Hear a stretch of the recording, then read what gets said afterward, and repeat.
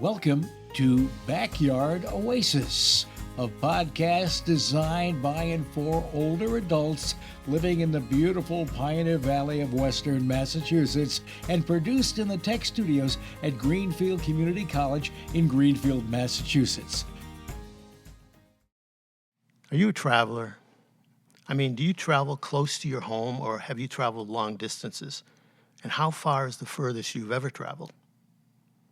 I haven't really done a lot of traveling. I've gone to Europe once and I went around the country here and there around the US. So should I travel more? And what about traveling solo versus traveling in a group? Is it too late for me to travel at my age? What are the benefits of traveling? These are some of the things that we're going to discuss with our guests today. I'm Henry Balzarini, your host at Backyard Oasis. Today our guest is Larry McFarland. Larry is a resident of Western Mass, and he has traveled a bit, or he had traveled a bit before the age of 54, and almost exclusively in the continental U.S. and Canada. But in 2009, he was prompted by friends to join them in France, and he discovered a previously untapped urge to see more of the world. Now at age 70, he's visited some 30 countries, sometimes traveling with friends, but mostly on solo trips. Today, Larry and I will discuss his thoughts and approaches to traveling, some tips and advice that he's learned for all travelers and especially for the older adult. Larry, welcome. Thank you. So, I'll ask you a question. You called yourself actually in our conversations a traveling enthusiast. Yeah. Now, what is it that you love about traveling? It's a combination of things. One is that I enjoy seeing some of the art and culture of other places. I am one of those people that if you go to a place, I will go to the art museums as much as I can. Mm-hmm. But I also enjoy eating the food, doing my best to learn at least half a dozen words, hopefully more, of the language of the area, interacting with shopkeepers and taking walking tours around to see what the history is like. And of course, every country, every city, every neighborhood is going to be different. Sure. But there's an interactive component of this that I really have enjoyment with. And I mean, history involves lots of things. It involves the art that you can see, the architecture you see, the way in which the streets wind or how they're constructed of cobblestones or pavement or dirt. Forces you to pay attention.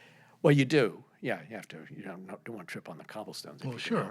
But also it's just, it's different being in Ireland than it is in being in India, than being in Iceland. Uh-huh. All those things are very different from one another, and the people are different, and the interactions are different, and the places you stay, the things that you eat, all change, and it's different from what we normally would see here in New England.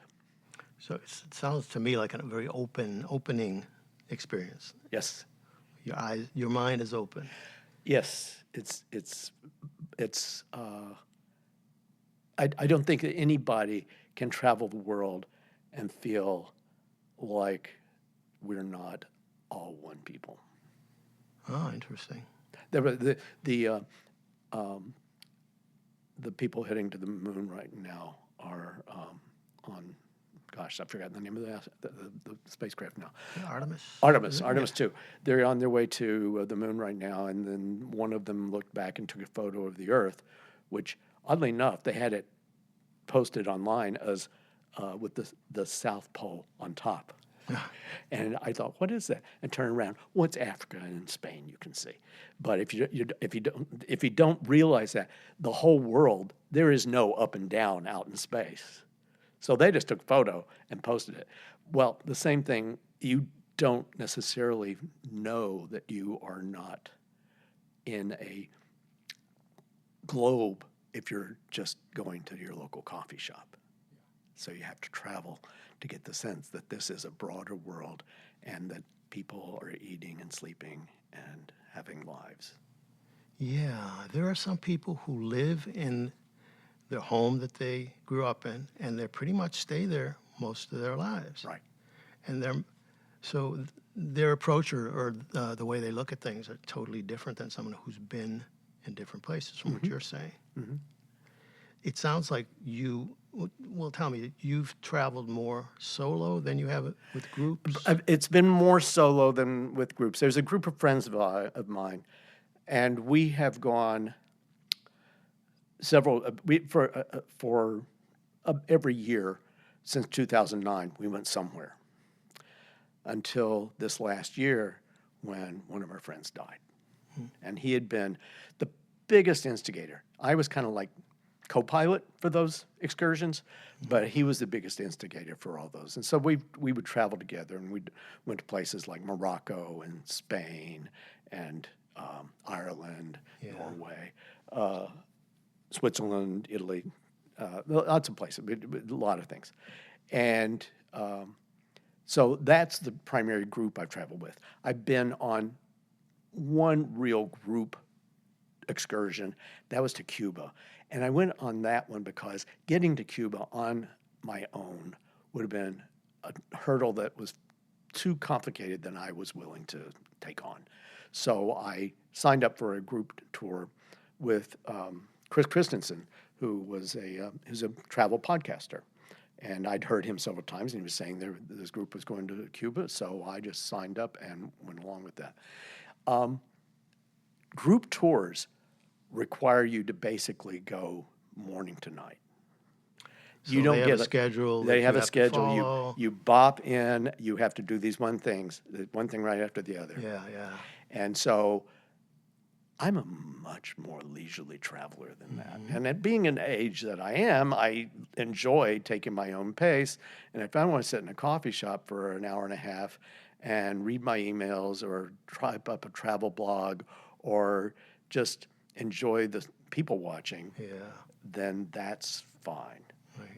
Whereas if you're on a group tour, you've got, it's bop, bop, bop. You got these highlights that you're supposed to hit along the way, and you got to be at the bus on this time, and if you're late, you get the side eye, and because you're part of you have to follow the rules. Yeah. I think I'm more of your style. Yeah, that's what I would want to do. Did you start going solo traveling at a certain point? Well, this is an interesting thing because my partner died in 2000. And so we had traveled a fair amount. And most of my experiences... In the U.S., right? In the U.S. and Canada. Okay. We'd been to Banff. I've been to British Columbia, over to Vancouver before and things. But we've been to Banff and up around that area. And I've been to Toronto and Montreal and things. Yeah. But he passed away from cancer in 2000. Okay. And so I was basically, I enjoyed my trips, mostly my vacations, because I lived out in the rural area. I would go to New York City for a vacation or to Boston. But my friend Toby invited a group of us to join him in France in 2009. Yeah. And that was an eye-opening experience because suddenly I got to see all this other stuff that was going on, all the ways in which people existed in a different culture. And so I wasn't done with France when I got done with that. So that was in August of 2009. In April of 2010, I booked a trip to Amsterdam, Belgium, and back to France again. Solo, going on my own. Okay. And so I did that, and I was getting advice from Toby along the way because Toby was a masterful traveler. He was basically lived on the road. He was back and forth all the time. He was back and forth all the time. And so I got some advice from him, but basically I was doing it on my own. And at that time, it was possible to do things online, but it wasn't as easy as it is now. It's gotten a lot easier. Yeah, it's gotten a lot easier, and booking travel on airfare and booking hotels is much easier than it used to be. But anyway, so I booked this travel on my own. I didn't have him do it for me, but I booked it on my own. Had a blast. Had a wonderful time. And then that fall, two things happened. I got an iPhone in 2010. You entered the techno age. We went. Toby and I alone, because the others were scared to go, went to Egypt. Huh? And but on my way there, I stopped in Italy on my own. Okay. And so I basically have gotten myself to the point where I am not afraid of traveling by myself at all. So it was a quick learning experience. You started with the group, and then you started traveling on your own right away. Right. On your second. Right. Oddly enough, even on that first trip, I had a passport, but I'd never really used it. And when we were going to France, I said, well, I want to go to England first. So even though I had never done it on my own, I stopped over in London for 4 days before I joined the other crew in France. So I traveled on my own on that trip. So I my own little quirky independent streak, sort of. So a person's basic personality is going to tell what kind of traveler they're going to be. Yes, and there's always these things that you are going to know whether or not if you are going to make it as a couple, if you travel together, and you will know by the end of the journey whether or not this is going to work out. Yes. It is both stressful, and we were very lucky. This set of friends, we worked very well together. There were started out with 6 of us. It ended up being 4 by the end of the last few trips. It's 4 of us, but we traveled very well together. And that's the kind of group different than the other group that you were talking about. It's not an organized group. It's a group of friends or people who know each other. And oddly enough, the pacing that the friends had was not this sort of driving, we've got an agenda to occur. It was much more, we're going to take time out at 4 p.m. for tea. Yeah. Which is usually either beer and pretzels or something. But we would have some sort of... And you made that agreement amongst yourselves. Yeah. Right. So. Yeah, that makes sense. Now, all right, so my question, all right, you weren't born in this area. No, I grew up in Tennessee. So you kind of had a travel experience at a young age, in a way. Well, my family, I'm the son of a Methodist minister. Okay. And Methodist ministers don't stay typically in a parish for very long. So about every 3 or 4 years, we moved. Yes. Uh-huh. That's So, interesting. So I ended up moving all around southwestern Virginia and East Tennessee growing up. So, yes, I was a little bit of an itinerant, as my father used to call it, the itineracy. So I did not have a place that I really called home in the same way as I know other people do. So the kind of traveling urge is part of your system, it sounds. Well, at least the ability to adjust to newness. Yes, exactly. So, I mean, the urge comes to want to leave someplace. The adjustment comes from being able to, once you're in another place, what are you going to be like? Yes. And the traveling urge, I think, is separate. It's something that comes from a sense of curiosity, a sense of wonder about what's it going to be like if I'm there. I've seen it on television. I've heard people talk about it. What's it going to be like when I'm looking at a volcano in Iceland? Mm-hmm. What's it going to be like to come across St. Mark's Square in Venice, where I almost broke down in tears? Because it was, I could not believe I'd actually arrived at that place. Based on the research and knowledge that you've done. What I knew St. Mark's Square meant. Yes. And, okay. And just, it was funny because I arrived in Venice and the Vaporetti, which are the water taxis that people use to get around. Yeah. Well, I arrived in Venice and they were on strike. Uh-oh. For 6 hours. 6 hours. Just 6 hours. That's what they do. They go on strike for several hours, but I needed to get to my hotel. Uh-huh. So I ended up walking across Venice, towing a little suitcase on wheels. But it was a fantastic way to get to know the city.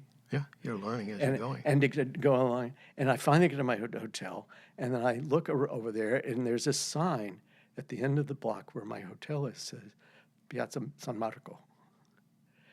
And so I follow around there, and about a quarter mile away, I'm there at the St. Mark's Square, where the cathedral is that has been there for a long time. The horses overlooking the square. It's everything just, you've seen in pictures or everything or you read see about. in pictures, and I urge people to go and look. It's really glorious. Yeah. And there are people. There are cafes all around the square, and in the evening you can just walk along the square because each one has musicians playing.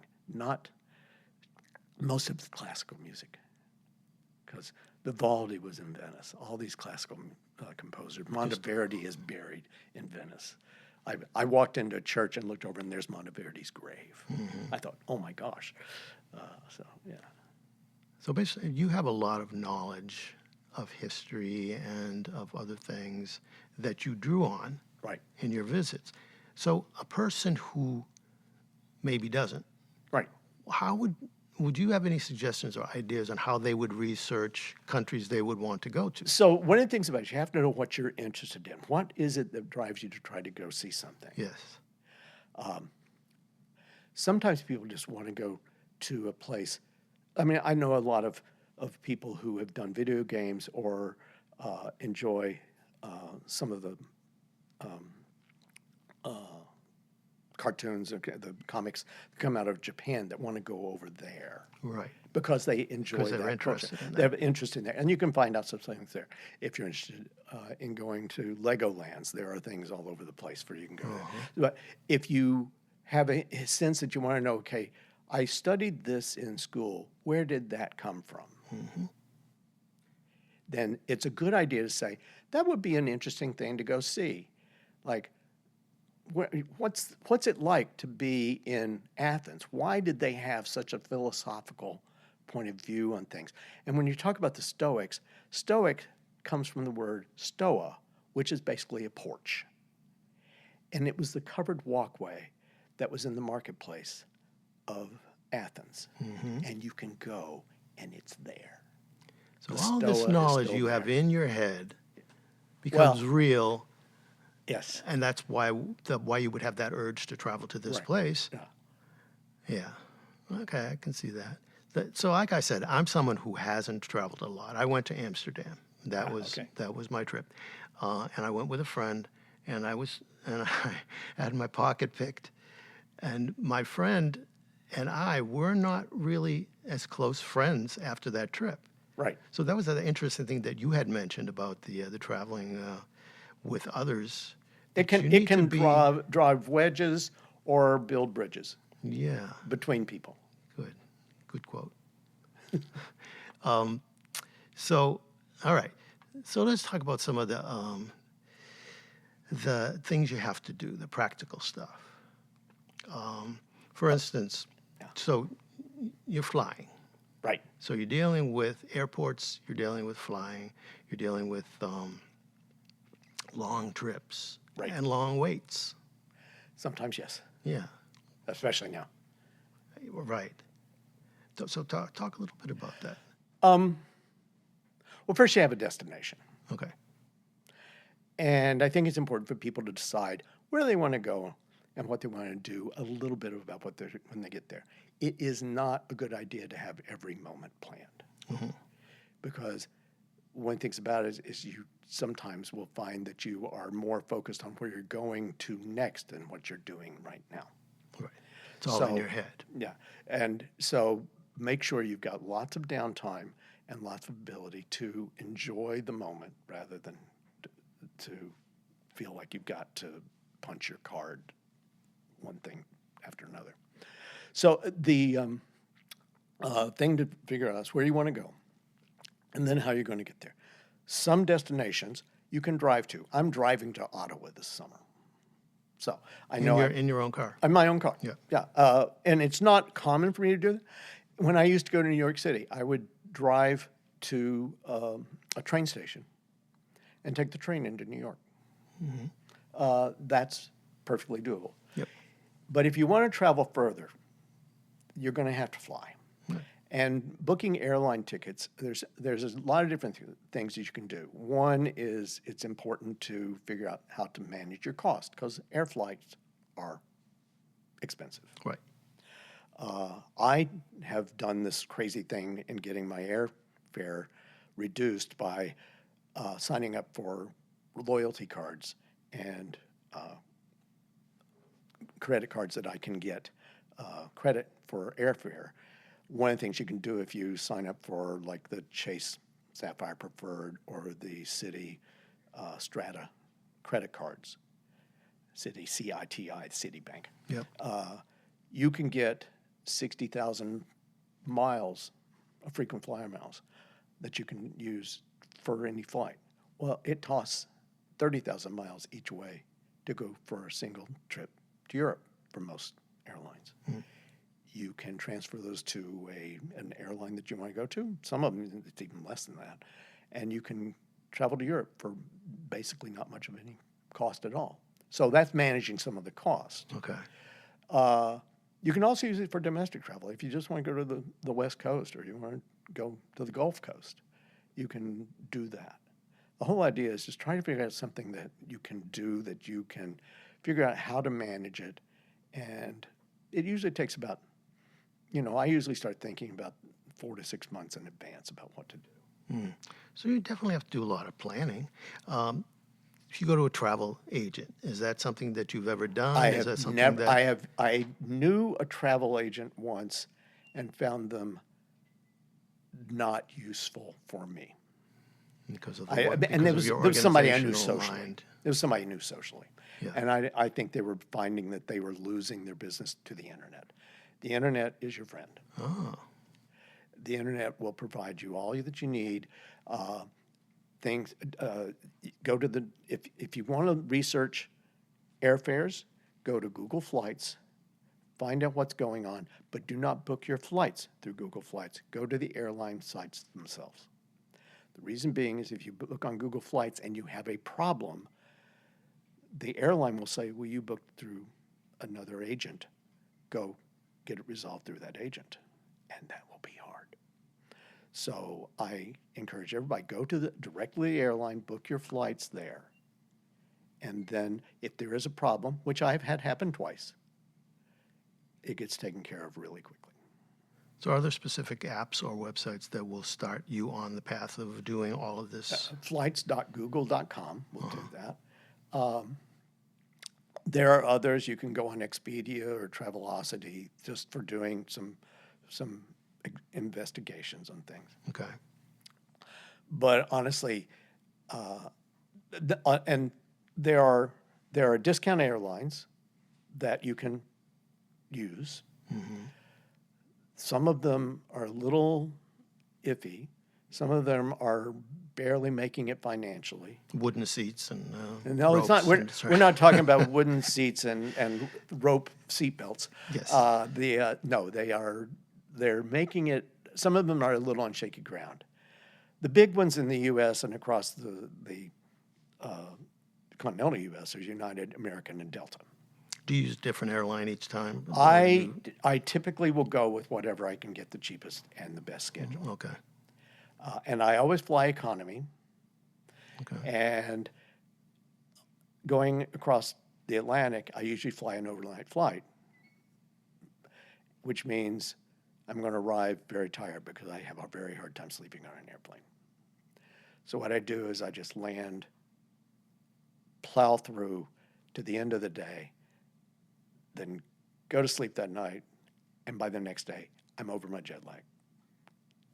So there's your cure for jet lag. That's my cure for jet lag. Yeah. If you are flying if you're flying from west to east, heading toward Europe, Mm-hmm. or do your best. If you can sleep on the plane, congratulations, you're golden. But if you can't, when you land, drop off your luggage and go on a walking tour, go walking around, get to know the neighborhood, get to know the city a little bit, whatever you're going to do that you need to orient yourself.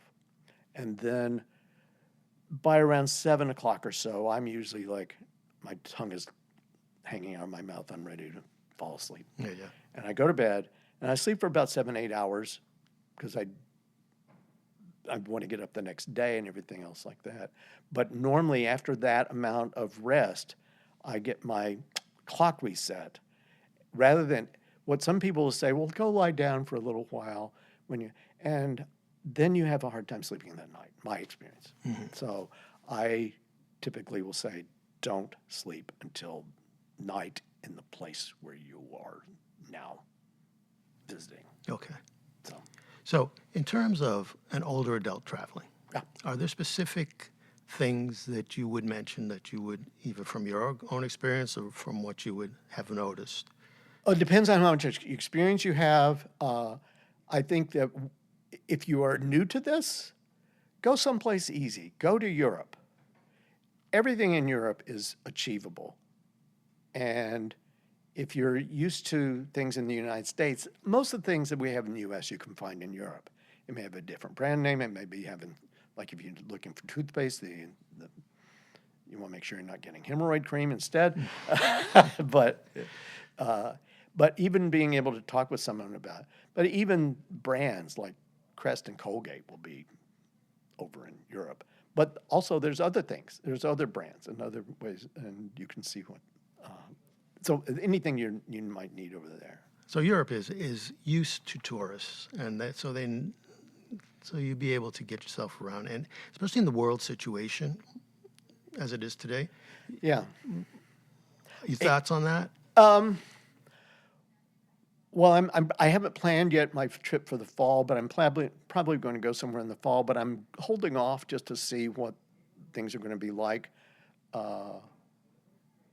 And it's a little, I think people have to be able to decide what makes sense for them. Safety is an issue only if you're traveling in a place that's likely to come under an attack. Most countries in the world are very safe, at least for male travelers. I know that women need to make their own safety judgments, and they need to consult with other women about how to manage themselves in various cultures and countries. Okay. Because there are some places where women are routinely treated differently, even by other women. Yes. So they need to do their own research on that, and I ain't a woman, so I cannot offer insight on that other than know that my information is limited to my own experience. So research.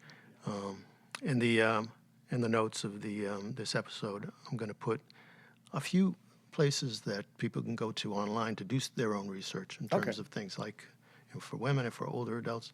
Yeah, there's a website. I think I'd give you a website that for a YouTube channel that an older adult is putting on there is Canadian, and I think he's close to 80, and he's traveling solo all the time. And do you know the name of that, or I can put it? I can't remember the name of it right now. You'll see that in the notes. Yeah. I have, based on some of the stuff that you've told me, I have some quick fire questions about some experiences that you've had. You've been to 30 countries. The first thing I'm a little curious about is, what was Cuba like?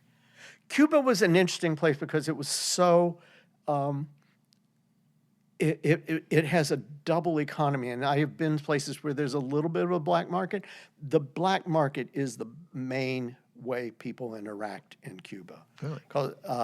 And it was so funny. For example, if you go to Cuba, you have to use Cuban pesos while you're there. Well, and what you have to do is you have to get them. Well, if you go to a bank, you're going to get a certain exchange rate. I think it's like for $100, you get like 150 pesos for $100. But if you go to the black market, you get 400 pesos for $100. And how did you learn this? Just by doing it? But this is why I was traveling with a group when I was in Cuba. Okay. Because you get all this information from so you give you go, and you have to stay in these very specific, because Americans cannot spend money in government-owned hotels. It's against American law. Government-owned hotels, okay. So you have to go to these family-owned places. So you go to places, and these are all booked by the tour group. And you say, okay, I need I'm going to exchange $100. Can you take that? And so you give it to him, your innkeeper, and 30 minutes later he comes back, here's your money. And I don't know who he did it with. I don't know how he did it. It was just done for me. It's a weird sort of thing. And so, and Cuba is very poor. Yes. And so there are people that are wanting cash, wanting money, and that were just sort of like taking you around. And but it's a vibrant music. Heard so much music while I was down there. And the old cars were there? Oh yeah, we actually took tours in the old cars. It was it was a weird sort of thing because we're out in these convertibles, and this was in February, so cool. and it's warm in Cuba down there in February. So. Okay, being treated by like royalty in India. Oh right, one of the things about being in India, if you're white, it is so bizarre. In some places, you can be sitting or walking around, and people will come up to you and want to have their picture taken with you. Because you're because you look different. Because you're white. You're white. You look European. And it is so bizarre. And so and children will come up and they like having their pictures taken, which is such a different thing because they just sort of like they consider you some sort of like high status person that they want to have some association with, which is so different from other countries. Like when I was in Morocco, nobody wanted to have their picture taken. Okay. But in India, everybody wanted to have their picture taken. Interesting. Monkeys. Monkeys are fun. Yes, you have a question about some monkeys somewhere. So I've run into monkeys in several different countries. But one of the ones in India was that we were up in Shimla, India, which is up on the edge of the Himalayas. And they actually have a shrine to the monkey god that stands about 30 meters high. It's a really huge thing. So anyway, but in order to get up there, you have to take a hike. And they said, be very careful with the monkeys. And so I bought a very ornate, about 2 foot long rod that I thought this will be a nice little thing to take home as a souvenir. Okay. But it was to beat the monkeys away from you, so that when they came after you, it became handy to do that. Yes, and one of them actually jumped on my head and tried to get my glasses off. Because what they do is they take glasses and cameras and phones, and bribe you to give them food. The monkeys do. Yes, so they hold them ransom. And they tried to get in, and more than once I had to threaten. I never had to hit a monkey, but it was not many people could say that. Camel ride in Sahara. Yes, in Morocco it was absolutely fabulous.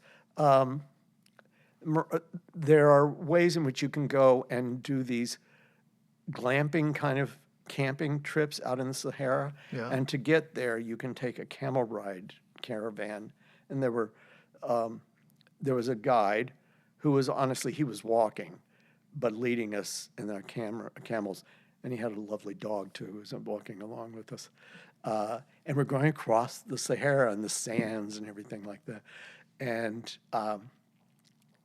the scenery and the sunset and everything was absolutely gorgeous. And you go out and you get to this campground, which has tents that look like bungalows, but they're canvas, and all the ground is covered in carpets, and there may be a platform underneath. I don't remember, but it's all tents, and there's a functioning toilet and shower in there, and a huge king size bed.